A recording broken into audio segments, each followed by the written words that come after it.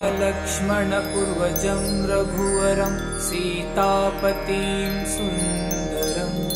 काकुत्स्थं करुणार्णवं गुणानिधिं विप्रप्रियं धार्मिकं राजेन्द्रं सत्यसन्धं दशरथनयं श्यामलं शान्तनुतिं वन्दे लोकभिरामं रघुकुलतिलकराघवं रावणार्य रामाय रामभद्राय रामचन्द्राय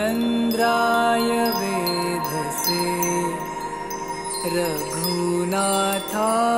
नाथाय सीताया पतये